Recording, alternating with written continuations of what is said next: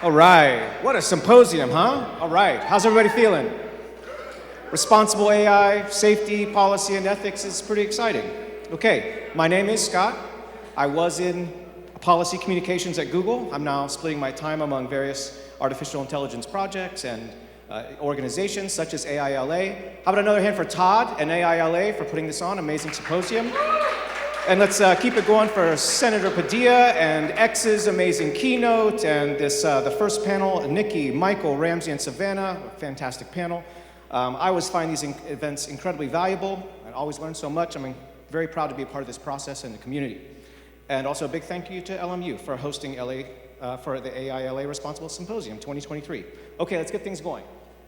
Displaced workers and disrupted classrooms, how can our education and labor markets adapt? We're tackling AI's present and potential effects on both education and labor. Big topics to fit into one panel, so let's get into it to meet our panelists. She is on the AI ethics team at Sony Research. Please welcome Aida Rahmattalabi. Great. Let's keep it going for, she's a professor of computer science at USC, but will be a professor of computer science at LMU this fall. How about it for Dr. Anna Farzindar? All right. Next up, we have Associate Vice Provost for Career and Professional Development here at LMU, Dr. Audra Verrier. All right. And then Principal Attorney for the Law Office of Elizabeth Rothman. Among other things, she works on intellectual property and AI-generated output in emerging technology space. Elizabeth Rothman, welcome. Okay, I am going to take a seat too. I'm going to sit, I guess, there in the middle, or I could. Perfect. It doesn't matter. All right, great. Okay. All right, I'm going to tee this up real quick. First question coming to you, Audra, after I set this up. So when I speak to educators about technology, a theme that is constantly recurring is the digital divide in K-12 education. Largely keeps technology advantages from poorer or marginalized communities, or when tech is introduced, it's more like shoving kids in front of computers instead of human interaction. How big a risk is it that AI-powered education might lead to greater inequities and even a decrease in quality in some areas? Well, I think like the first panel talked a lot about the ethics of AI and the rollout of new innovative technology. It's up to all of us to make the right decisions, to be discerning how and when and what we do with these tools. Because it's a tool, right? So we need to teach our students about the tool, and we need support from the generators of that tool and the tech companies that are out there to fund and support the education and training of our teachers, of our students. It has to be an intrinsic part of their education and not just something that's added on. And as you said, shoved in front of their face. We need to actually teach them how to use this in an ethical way, because they will be the ones of the future leading the way. Anyone else have anything to build on that? Okay. Yeah, I agree with Audrey, and this is our choice. But for example, in my class, I did a test on the Python programming. I was teaching Python programming. And after I see everybody get A on the specific assignment, I tried my assignment with the ChatGPT. So I asked, write the specific Python programming for that problem. And guess what? The answer was 100% correct. So I come back to my class and I said to my students, okay, listen, I don't want to compare your answer with the answer of the ChatGPT, but I want to give you just this awareness. In a couple of years, we have the very, supercomputer that will replace human. So how do you want to compete with the computer? If from the beginning you start cheating, you pay the tuition, and you are cheating, so you will learn nothing. So how in a couple of years you want to, build the thinking process over cheating from the basic. So basically, what I want to say, it is our role as the, educational institution to give the awareness to the students what is good and what is bad. It's simple as that one. We can't just check every single word. Is it the plagiarism? Is it cheating or not? But this awareness is very important. Same as what you said. It's our choice. Is it the superhero or is it the villain? So this choice is very critical. I think it's super important when you're looking. All right, can you hear me now? I think it's super important looking at this issue to recognize that when we're often looking at how AI will impact education, we're looking at it from a very privileged perspective generally. That is our perspective here in the US. And so to your point about if it will increase inequities, I think on a global scale, it actually has the potential to really bring educational tools to people that have never had them before.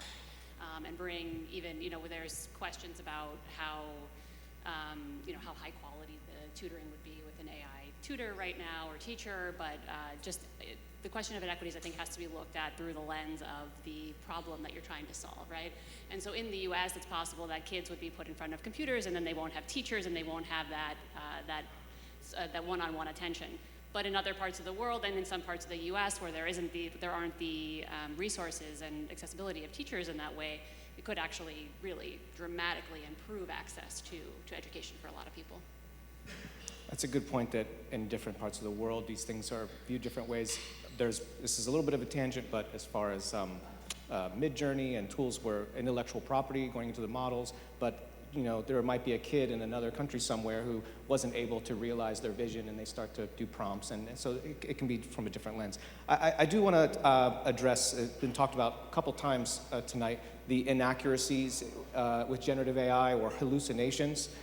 So for you, Aida, though AI is currently experiencing a technical and cultural explosion, it seems like it's a little ways off to incorporate it big time into the institutions of education. Costs are high, and like I said, hallucinations still seem to be a really big problem. So how can a world where every child will have a personalized tutor and lesson planning exist when K-12 education is severely underfunded and AI hallucinations seem to be something that aren't really going away anytime soon? Yeah, sure. So I think that's a very great objective that all of us should be working towards. But as a person with computer science background, I have a lot of hesitations when it comes to deploying these models, especially knowing how little we know about the inner workings of these systems. And you mentioned one of them, the hallucinations.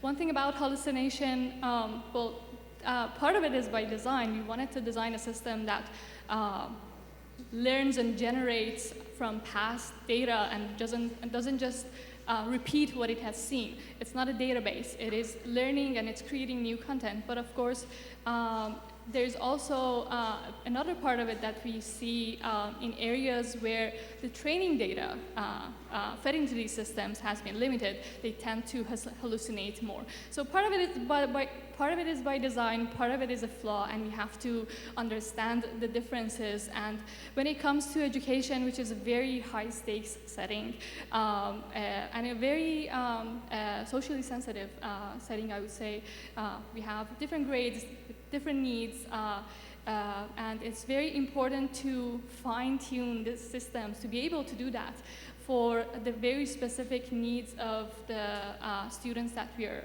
working with.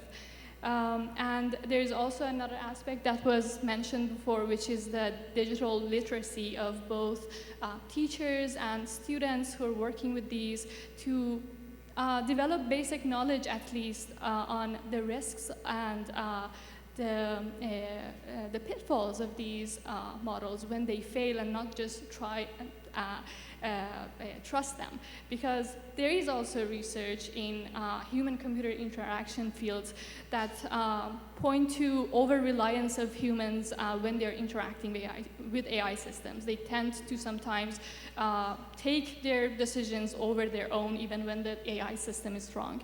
So there are a ton of issues that we need to think about and solve as AI researchers, as teachers, everybody, policymakers, before we can deploy these systems. But of course, I understand the potentials of it as well. Can I just add to that? Of course. I think, being in education my whole career, we have seen in K through 16 education hallucinations of people and human error, inaccuracies. Teaching is not perfect, and people come with their own biases. So I think the things that are at the surface now that we're talking about and having panels on didn't happen in the past. And this is an opportunity for us to be even more discerning about how we teach, how we learn, what is learning, what is teaching, and really look at the skills of critical thinking and understanding. How do we know that we're learning? How do we know that we're assessing something, right? And looking at the plurality of things versus the duality of things. We're talking a lot about like good and evil, supervillains versus superheroes, but I think there are many different shores of understanding and learning and ability and knowledge, and we want to honor those multiple ways of knowing and learning. And I think to Aida's point about, like, I think right now we've had a lot of these large foundational models that were created to really be able to think on a large array of topics. And as models are integrated into schools and into education, we really should be fine-tuning them for specific purposes, where we know that the hallucinations will be less significant and that we'll know that there's more accurate content going to come out of those models than these large foundational models that have been producing these really fantastical hallucinations that we've all been hearing about. Go ahead. Talking about the hallucination is funny because one of my colleagues in the class of the public speaking give an assignment to the students and ask them, do ChatGPT lies? So the student, they asked ChatGPT, tell us story about the therapy dog that attacked the students. And ChatGPT, it's a language model, it's trained on the billion of the text and then start to generating the fiction. So it starts the paragraphs about how it's dangerous to have a therapy dog on campus and what is the potential of that, and there's a lawsuit against that, and it's generate the fake reference and the fake URL about that event. So, when you take back, it's like, wow, that's interesting, and it's very scary about all the fake information and the misinformation that's added, and somebody just copy that and paste in 100 of the social media, and it's created big fake news. So how should we work with all this hallucination? I think it's interesting, even when you talk about fine-tuning models. The Khan Academy, which I'm a big fan of, there was an article in the New York Times a few days ago where I'm sure they did a lot of work to fine-tune their chatbot or AI teaching assistant that they're testing, and it even hallucinated on like a very basic math problem that a sixth grader had to correct it on. So it's just interesting that even with the fine-tuning, it seems like it's a challenge. Elizabeth, back to you. I have a question about that. It really seems to me like, especially like with my kids too, that kids seem to be the drivers more sometimes than the educators. Doesn't it seem more likely that students will drive adoption of these generative AI tools, like not just ChatGPT, but the image generators, helps with their presentations or slides, while teachers and instructors are kind of trying to pump the brakes? That seems more likely to me. So I think kids are digital natives for sure. They're more likely, and I think the adoption of ChatGPT and even programs like Grammarly for several years now among elementary school, middle school, high school kids has been, in significant numbers. They're certainly interested in it as a way. I think a lot of us probably used Cliff Notes at some point or things like that. They're certainly interested in bringing those kind of technologies into their school workflows, as a lot of people are seeing, even in the college level. And I think, yeah, for sure that a lot of kids will bring them in, and then there's trying to figure out how to navigate the educational system if all of these tools are being used. Is it significantly different from other tools that have been used by kids for a long time? Are they enhancing the education? Are there ways to perhaps do more work in the classroom where it is more monitored, and you can sort of make sure that there's a lot of critical thinking and all of these skills are being, are used instead of just using these tools to do their homework for them and maybe not learning what they had signed up to learn. And so yeah, I think it's very likely that younger people, as all technology adoption goes, will adopt these technologies. But I don't think it's limited to that, because I think we all saw with ChatGPT and Midjourney and DALL-E and these generators coming out where you could really produce content that was very interesting and useful, that all of our peers were using it, and even some of the parents were, and older generations were using it, and because it's interesting and it's something that it's a technology that is user-friendly in a lot of ways now, and really can be integrated into a lot of people's lives, either for fun or for work purposes. And so, yeah, but probably kids will always drive it. Anna, no, go ahead. Yes. I was going to ask another question, but please build on that. Yeah, I want to say, it's very challenging these days to be parents, because, the Generation Z, they are driving, they grow up with the technology, and basically as a normal parents, we didn't have this training, this education, how should we communicate with our children. So I started working on natural language processing since 1998, so I feel old. But, over years and years, I see, how natural language processing, and now, it's becoming a mainstream as a ChatGPT and other generative AI. But the problem is, I feel as one of the person who contribute to creating those AI, so how should I communicate with my children? So I work on the, for the communication, how we can teach the robot to speak.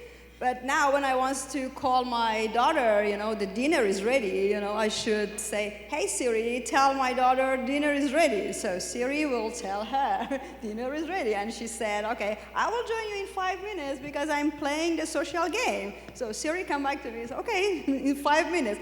So you feel there is a AI between you and your children. So what should I do? How should I communicate? So this is a very challenging question, and it's not just the question for me. I asked this question from the other parents across the globe, and they have the same problem. How could we raise our children in this AI world? Where are we heading? Absolutely. I do want to leave time for the labor discussion, but before that, we mentioned, or you were talking with me earlier about facial recognition, and I'm curious, on Anna and anyone else, how you might feel like bias, like with things like facial recognition, might negatively affect education as AI is incorporated. Right, so facial recognition is a great example of the bias could we have, because when we are talking about, for example, some tools like calculator. So when I was at high school or earlier, we didn't allow to use the calculator, but now the calculator is mandatory at the school for doing some tasks. But when we are talking about AI, maybe a couple of years ago, our intention, it was developing the tool can help human. But now AI is not just a tool like a calculator. AI is a decision maker. So there are the critical decision making done by AI, like for the surgery, for the the loan, for the credits approval, for many things. So when we have the bias in AI, and when we go to the upper level of decision making, so how could we detect those bias? Because that could affect in a larger scale many people. So these biases are very important, and I think, for example, Aida in their group, they are working on detecting the bias and the facial recognition. They tag the people wrongly, and that could impact massively. I saw recently a documentary about the, how a big part of China, they are creating the supermarket, like Whole Food that we have here that's owned by Amazon, so you don't need to use your credit card. It's just the facial recognition. So these facial recognition, everybody, they go to the grocery shopping and on a daily basis, but they're collecting the data more and more and more. So they, at some point is good, we have more data. As a data science, we can create the model with less bias, but at the other term, how the system would use. So one of the questions in the AI, we need the specific goal for using this AI. And that's the question of the facial recognition, because last Wednesday, EU banned the use of the facial recognition. And they are specifically mentioned for 3 purposes they can use it: for missing children, for detecting the serious criminals, and the terrorists. So it's very important we specifically mention what is the goal of this AI. You can just use this facial recognition and tag the people, wrongly without the human intervention, and remove human in the loop of this detection. So I think it's super important to focus on the data here, right? That these technologies are collecting an enormous amount of data, and one way that these technologies could be integrated into education is to allow all of our children's data to just be taken by big tech companies, which is what we have done in the past and is what we should not do at this point, in my opinion. When you look at technologies like facial recognition and a lot of these data collection, either in extended reality environments or when you get into more immersive spaces, there's a tremendous amount being collected that could be used, especially when you integrate AI into the back end of the system, in real time to influence or coerce or have any number of negative consequences for people using technologies. And luckily, with things like the EU AI Act, and I was 2 weeks ago, I was on a call with Interpol trying to figure out how to police crimes in the metaverse. There are a lot of people that are trying to figure these things out right now and look at the threats that these technologies can bring, but how they can safely also be utilized and integrated into society in various ways, including education. Okay, I want to make sure that we leave enough time for the labor discussion. So we're going to quickly pivot to that, and because I also want to make sure that we leave time for our audience Q&A. So as far as labor, I'm going to tee this up a little bit here. So automation has so far, always resulted in new types of jobs being created and a growing economy. So one big question is it different this time? Are jobs going away? The counter-argument is that with productivity growth that results from technology, you get lower prices, more spending power, increased demand, so on and so on, new jobs, larger economy.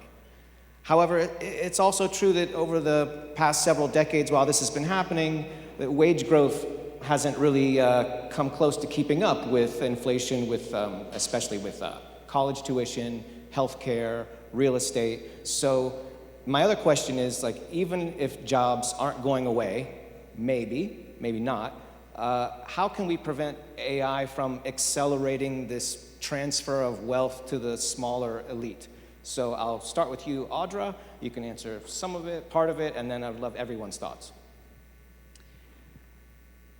Yeah, so I don't think we can prevent it. Like the first panel was talking about, it's here now. We have to work on what we have that we know of at this moment, and we know that things will continue to change. And so in any, career preparation for college graduates, that's my wheelhouse, so I'll stick with that for a minute.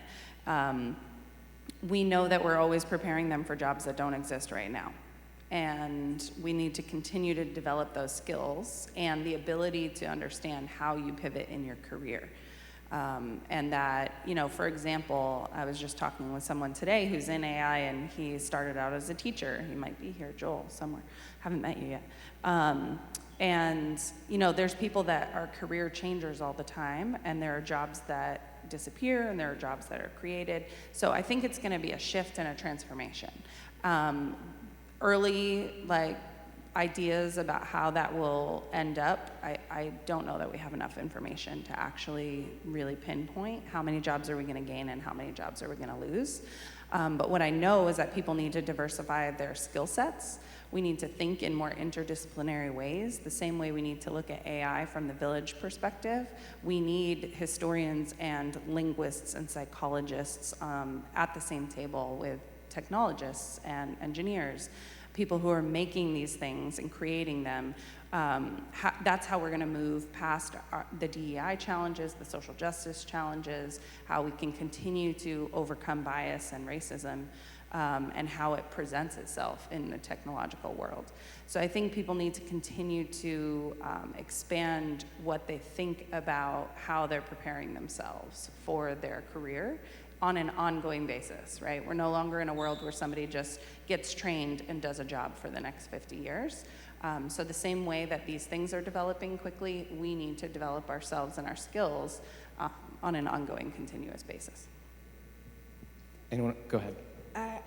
Yeah, actually there is a report by one of the University of EU that's mentioned in next 50 years, that 50% of the current job that will be eliminated completely. So, and most of these jobs that will be eliminated are the white collar, because this type of a job, they are more structured, we have more data, so we can train the machine on those jobs. And imagine the impact of that. That will be hard because with the college tuition, with all the loan, all the the years that you spend on education. Somebody becomes a professional, for example, pharmacist with the 2 children, has a loan, mortgage on a house and a car, etc., and then suddenly lose the job because all the information that you need from a pharmacist, an AI virtual agent can do that. So at some point we can't avoid it, because if you look at the past 50 years, because of automation, there are lots of jobs they are cut, but they are created a different opportunity. So as you mentioned, we should be prepared for this shift. How could we prepare? So we should think about that we must be innovative. And especially there are the big competitions, so there's a big book and a documentary that came out for the China with Silicon Valley. So there are the competition between the different countries, who has the most population can create more data and then have the more powerful AI. So the data is like a fuel, and then who has a better AI. So we need to work with our new generation, so be creative. For example, I give you an example. 2 weeks ago, we have a hackathon at USC, and the topic of this hackathon, it was AI for social good. And most of the students, they forced to think about okay, you have the generative AI, you have the different tools, how you can use it as a business model. And you can't believe there are so many good ideas that came out of that. And for example, one of the students, they created a system for citizenship test for the naturalization. So how this using the different language, the Korean, the different languages, so they can be prepared for passing the test of the citizenship. Or we had another boot camp at LMU, and they have these students, they created this, using this AI model for monitoring the better sleep. So because of the level of the oxygen, how we can monitor during the sleep, so have a better quality of life in a longer period of time. So that's important to be creative, and how the AI is there, how we can use it and be in top of the competitive advantage, comparing with other countries. I think the point about flexibility, right? I get asked this question a lot, and I say that for kids right now, the most important skill is flexibility, being able to change and adapt with what's coming at them. And I think something that would be super interesting to look at would be, and I don't know if anyone has done it, I haven't seen it, but looking at the jobs that are projected to go away in the next 20 years and how many of those jobs were created in the last 30 years, because I feel like it's a lot of them. And if we look at it in that perspective and how many jobs have been created and new industries have developed, to me it puts a little bit more of a positive spin in that we can adapt, we can change, we can find new ways to employ people, and there will be significant shifts in some industries. But that, perhaps if we can frame it on a longer time horizon, that it won't seem as scary, and then there are some things that we need to kind of deal with as we move forward.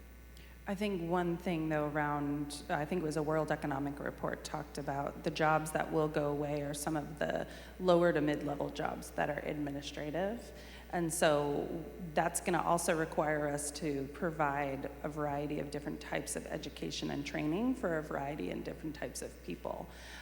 Because the jobs that are disappearing are not necessarily the ones that are technologically advanced or skilled. They're things that maybe aren't created in the last 30 years, right? They're the things that have been consistent for a long time. And now AI can do things for people instead of, if you have an AI personal assistant, you no longer need an administrative assistant. So that puts a whole category of people in I jobs. think a lot of people with administrative assistants, though, have them for other reasons than just doing their tasks. And so I wonder, like there's some level of like, especially like in the Western world, that I'm not sure that those jobs are going to go away. But then I think of things like call centers and things that really, in the way that we have them now, where you call a call center, they have a script they cannot deviate from. Those jobs are going to are easily taken by a chatbot. Sure. Until you get to a higher manager. But those are kind of things that I feel like, have sort of popped up in recent years in that way. But then there's like truck drivers, right, that are already sort of losing their jobs, and so many other things that we have to to look at that have a longer term issues and re-education that needs to happen.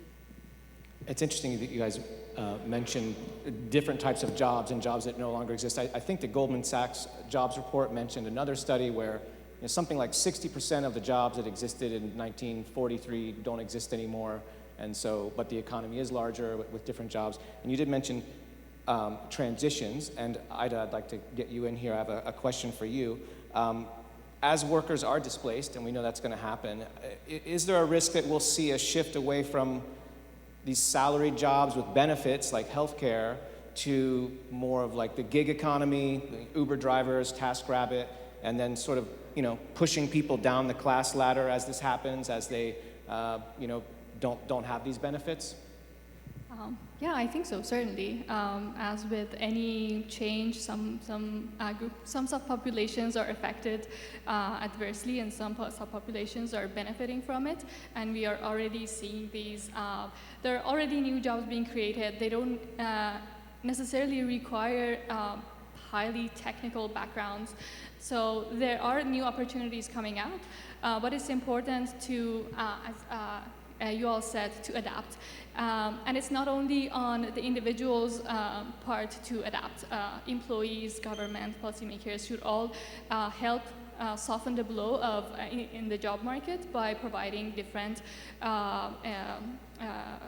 programs that help individuals upskill or reskill in these new areas, and make sure that this is the access to these educational programs are equitable, and everybody from different genders, socioeconomic backgrounds, races, they all see and have access to these in order to be successful. But certainly there is such effects, as I said.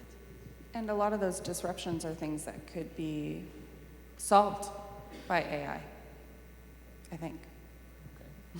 I do want to make sure we leave time for Q&A, but Elizabeth, you did mention truck drivers. And so I'm curious if you think that it's likely we'll see the government step in with like drastic measures in some cases. Like I think there are about 6 million truck drivers and delivery drivers in the United States. So do you think we might see something like if that whole livelihood or vocation is threatened, that the government could come in and say, look, it doesn't matter that we have self-driving vehicles, no self-driving trucks. Like, could something like that, you think that might happen? I mean, I think it could happen in any sector of society. I don't think it would have to be in something like truck driving. We, as a society, we've created all of our laws. We could decide that we do not want these technologies to take the jobs that we currently have, and they could be protected by law for a little while. Probably that wouldn't last very long. And I think, you could look at it from the truck driver example. You can look at it from like kind of broader societal issues. I do a lot of work in intellectual property and AI-generated output, and right now in almost every country in the world, you can't patent or copyright, except copyright in the UK, but you can't patent inventions that are created by AI. And so there's a certain amount of our laws have been drafted in a human-centric way for good reason, since they were drafted for us, by us.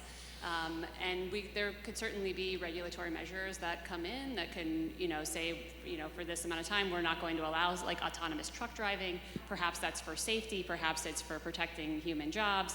That they're always. I think it's good measure, as you've heard from this panel here, that there are a lot of hallucinations in these models. We need humans in the loop for quite a while on these. I don't think that we should. I don't think anybody is suggesting really setting this technology loose and taking the humans out of the loop entirely.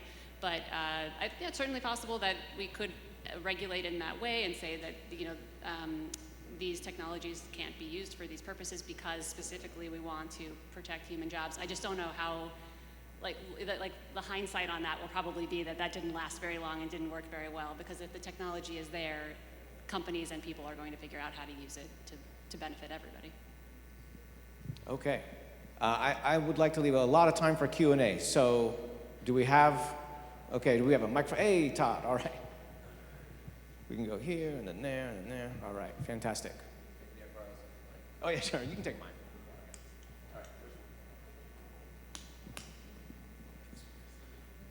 Hi, so you talked a bit about cheating in the context of the classroom and the problems that that presents. And I'm wondering, like, do you feel that there's promise in the path of redesigning courses or redesigning assignments specifically to resolve this issue, or to what extent can that be used to resolve this issue, and what would that kind of solution potentially look like? Yeah, thank you for this question. I think it's very critical question at this moment. What should we do? Basically, for myself, I do two things. And as I said, the awareness, talking with the students, I said, everything that comes from you, it's not comes from the exterior force to not doing the cheating and plagiarism. And also, this summer, I hired 3 graduate students to work with me to transform all the assignments, because it is not useful to just, have this code that ChatGPT can write it, but, I want to, this critical thinking, the students, they can solve, okay, this part of the code, ChatGPT can write it, but I should come up with the right solution, which type of the algorithm for those problems of the data they should use it, and how use it, what should be, eventually the parameters to do that. So I want to, personally for my class, I transform all my assignments to improve with more critical thinking than just writing the code. Okay, we got another question? I can use my,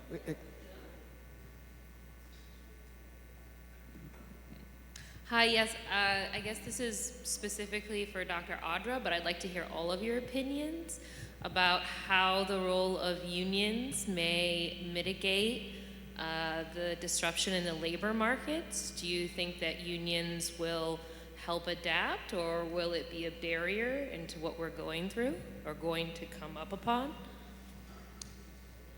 My attorney friend to the left might be able to answer that better. But I think my experience with unions is that in some industries, they work better than in others. And like education, they can be really slow to make change and adapt to what the needs are of the people that they're representing in the union, and to negotiate those needs and terms with the organizations that they're working with. So with the speed of what's happening with technology and AI, I mean, do we have, we have a writer's strike in entertainment right now. Do we have 100 days to figure it out? And even when they come to some kind of agreement, is it actually what they wanted in the first place, or are they just coming to some kind of place of okay, this is enough and we'll move forward? I don't know. I don't necessarily trust that unions are always the best way. I think there's a lot of good use for them. So I think that was the crux of Scott's question about truck drivers as well. Will this slow it down? I think what will slow it down is the inertia of how things work. And I think that's kind of people are all worried about lawyers' jobs being taken over by AI. And I'm have you ever been in a law firm? There's a lot that's getting in the way of it. They're still using fax machines. There's a lot that has to happen here for AI technologies to really take the job of lawyers and their assistants, because again, nobody likes their assistants more than lawyers do. It is, I think, the question of unions, yes, it could slow down the adoption of these technologies, but I don't think it'll stop it. And perhaps it'll slow it down to a point where we can develop new jobs, although that hasn't really been the case in the past, right? With people like truck drivers have been losing jobs for quite a while, and those jobs the retraining programs haven't worked very well, and we really haven't come up with great solutions for that. So even if things are slowed down by sort of the general inertia of everything and how things operate and bureaucracies, I don't know that that's going to sort of save the jobs, or we're going to create new ones in that time.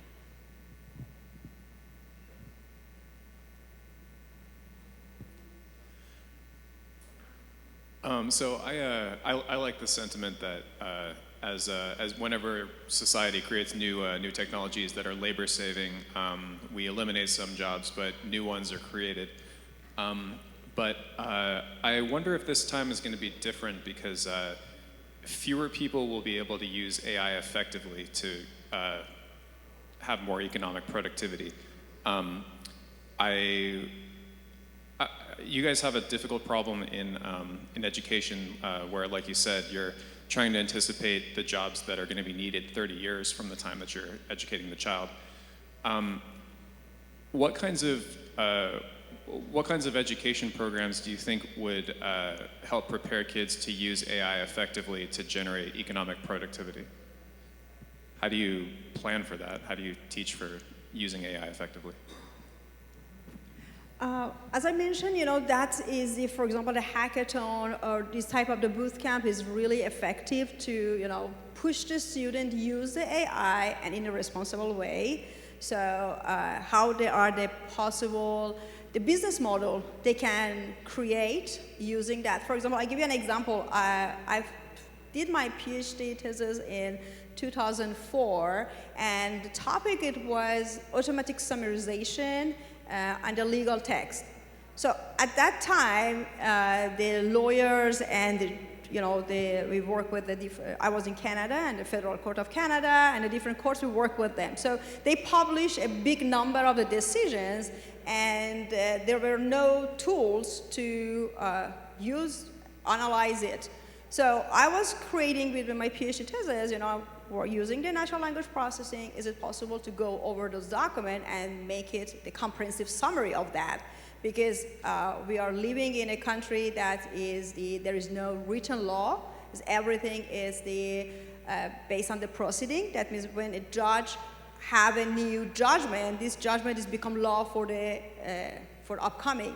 So at that time, it was very creative, and after that, when I finished my PhD, so I had a company, and this company worked very well for 10, 15 years, and it was acquired. I work on the summarization and the machine translation of the legal decisions.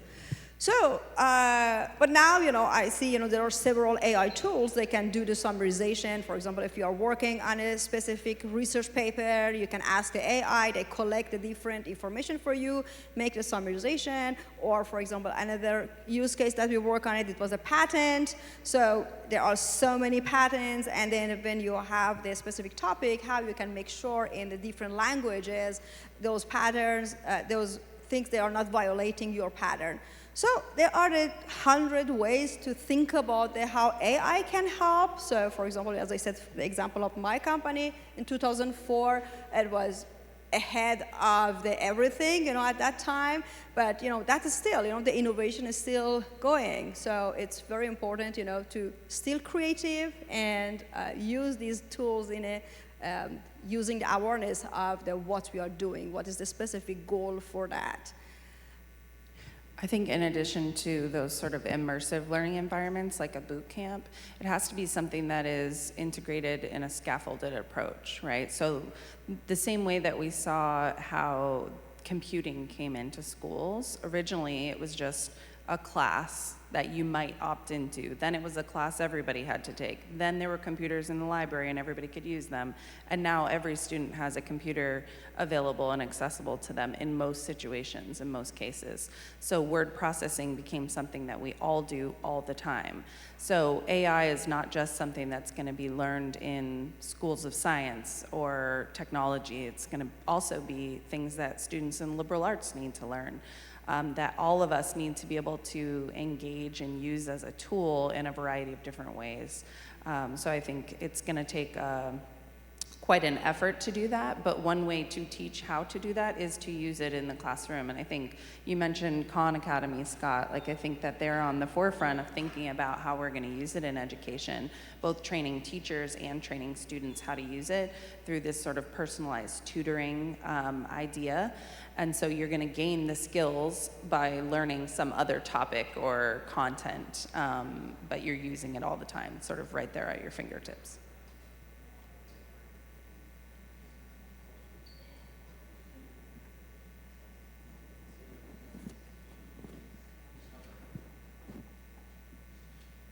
My question is the gaps in education. What kind of gaps? What are the types of gaps that artificial intelligence can fill in education, and what kind of resistance? I guess this part of the question is for Elizabeth.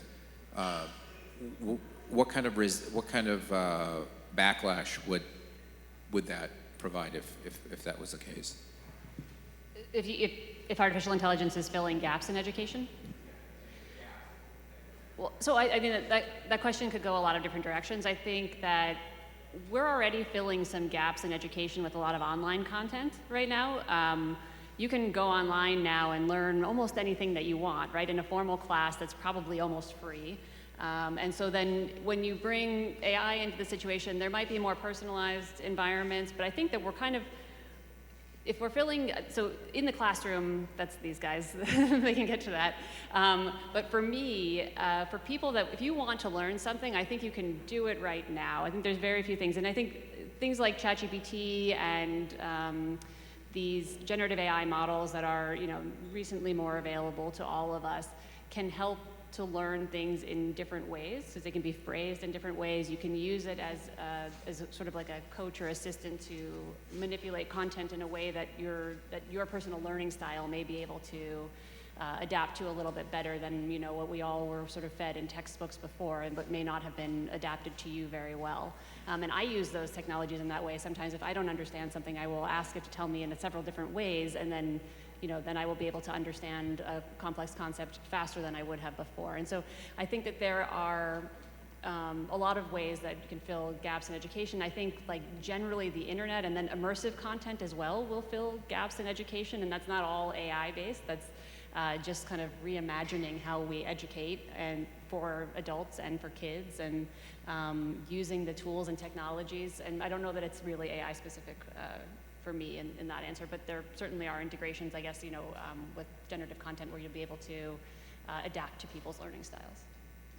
Just want to, add a parenthesis. When you're talking about what is lacking here, we are talking a lot about the STEM, so science, technology, engineering, and math. But now we are changing that to STEAM by adding an A as an art to that. So because this is the part of the creative process, so now all of the math, engineering, business, what we are doing, so we should be creative. So if we are not considering this artistic part, we couldn't be really competitive with other countries. So I just added that to. You asked also what the barriers are, and I think some of the barriers are around privacy and data collection, I think, in those environments, and using AI specifically for me in any kind of immersive environment when we're talking about educating children or even adults, and really looking at what kind of data is being collected. But that's, for me, where a lot of the barriers lie.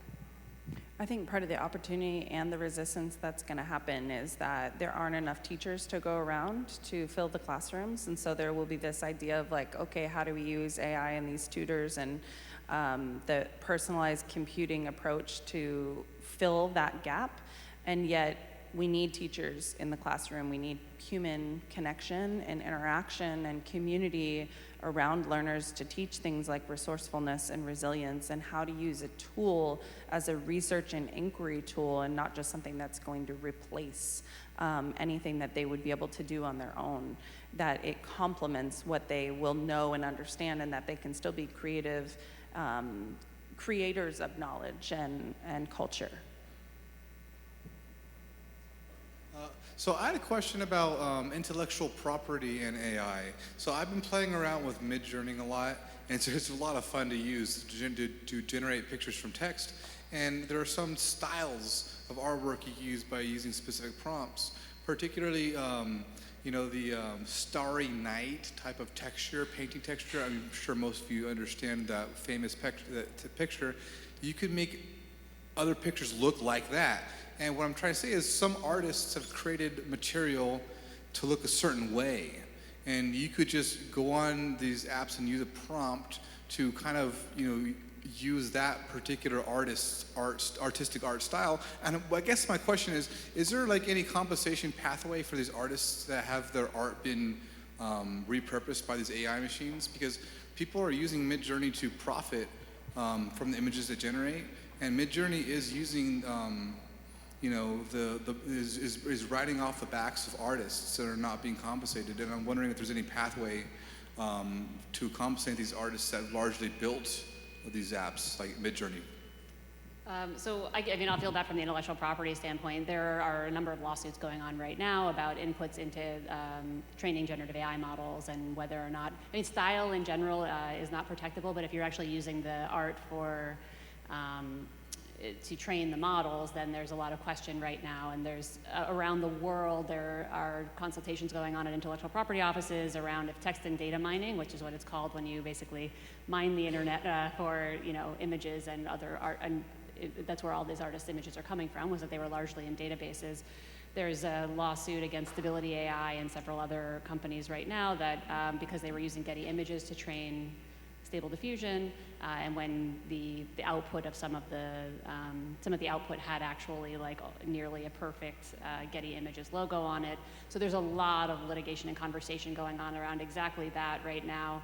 And the question of whether or not when you use the images to train the model, if you're infringing on the copyright of the author. When you have something like Starry Night, you're looking, or anything that might be in the public domain, then you have other kind of questions there. But yeah, it's a big question right now. A lot of unknowns. These large foundational models that have been trained largely like kind of pillaging the internet and of all the knowledge that we have put on there in the last 30 or 40 years, 30 years or so, is that information, unless if you try to destroy all of those models, that information is kind of permanently ingrained in the models. And you can use filters on the other side to try to say, oh, you can't, to tell the model not to create something in the style of that artist, but really you can't take it out of the training data. So it's already, for some of these models, the damage has been done, and it's a question of where do we go from here? Right. Interesting. So some of these artists, I'm wondering if there's any pathway for compensation besides straight up a lawsuit. Nobody wants to go to court, hire a lawyer, all that stuff, but is there a way for some of these artists to feel like there's a financial incentive to continue creating their art, knowing it's going to be eventually repurposed by AI? For example, like, can these artists get paid for their artwork after it being used by these AI programs? It's a very good question, and a lot of people are trying to figure out if there are ways to do that, because generally what would happen is you would go to court and you would get an injunction from somebody infringing on your copyright, and in this case you can't really do that. You can have them sort of try to fine-tune the model to take out be able to produce output in that style, but it is very, very difficult to really compensate the artist whose works may have been used already. And this goes for written works as well. It goes, I mean, audio files, I think we're going to see a lot more of that coming in the near future, right, soon. And the question of how to compensate for that. You could stop the input of data so that you couldn't train on new artworks that are being created. And you could say that it's something, but it's incredibly difficult to prove what a model is trained on as well. But you could stop, you could say you cannot use images that were found online or that are copyrighted images for the purposes of training an AI model, and if you do, then there'll be damages. You can try to do something where you're tracking the provenance of everything that's going into a model and trying to have some sort of control over the output and then having a royalty system, but all of that is kind of, maybe Aida might have a little bit more like opinion on how that is, what's possible there right now. I think you mentioned a royalty system. I think that's a really good idea, and there should be some kind of pathway constructed so artists don't feel robbed and artists feel like there is a financial pathway for them to continue producing art, knowing that their art is eventually going to be repurposed for AI. And who wants to continue working on something knowing they're not going to be paid for it, right? So maybe these artists need some kind of financial incentive to continue producing art. Yeah, so Shutterstock actually I don't know exactly what they ended up doing, but they were only allowing AI-generated images on their platform if they had been created using on their platform, so you couldn't actually upload anything onto the platform, a stock image, but if you created it on their platform, then they would have some knowledge of the images that were used. And I think Adobe's Firefly, everything that Adobe they trained on were images that they had licensed to, so then in those cases there is sort of an ability to have that structure, but then when you're training a system to learn to create new content, as Aida was saying before, then how do you trace back exactly where that content came from, and if to compensate the artist? And there are also lots of effort on the other's hand. So there are the people, they try to say, okay, what is created by AI should have the copyright for AI. So there's some force about that, but I think the case it was rejected, but now they are forcing again. So I work on those cases. It's not that the it's not that the AI should have the copyright. It's that the owners of the system by default should have ownership of the copyright, and that it should be disclosed that it's AI-generated work. Because otherwise, we're ending up with a system where everything is sort of a hodgepodge of human and AI creativity, and then things are copyrighted, and you don't really have a good, clear understanding of where of ownership. And so that's the cases are actually that. We should be able to disclose these things, seek copyright for them, and disclose that it was created by AI, but that the copyright would vest in the human owner of it. Hi, thank you so much for lending your expertise and your experience, redundant to this conversation. Okay, so I'm a huge fan of liberal arts. I have a fine arts degree. I don't make fine art right now. But the skills that I learned in that degree are invaluable to me right now. Critical thinking, thinking outside the box, coming up with innovative solutions. But when we talk about 50% of administrative jobs will be automated completely, I think about those jobs are rungs on a ladder for me to get where I want to be. Those jobs are jobs where I learn how to manage people. And while they're not, critical necessarily, they're the jobs where I get that experience that I need to keep moving up. So my question to you is, what kind of advice do you give to your students on how do they climb this ladder, or do we blow up the ladder completely? That's one option. We could blow up the ladder, but I don't know that that's going to happen right away. Human hierarchy has existed for a long time, and even when we try to resist it, it continues. I think, some of the challenges we're looking at in education, like I mentioned, the lack of teachers. So if you were an artist and your first job was an administrative job, that was similar to my path too after college. Why don't we train folks to support students and be educators for a period of time, learning those skills that they need that are only generated through human connection and that sort of natural process of understanding how do we interact with each other. And also the art of teaching really helps people to learn. So instead of these sort of task-oriented positions, we can have really people-oriented, relationship-oriented positions that support those young minds, recent grads, to then prepare for the later parts of their career. It's one potential. Let's give it a round of applause for our final panel. Thank you all for coming out, and please get home safe.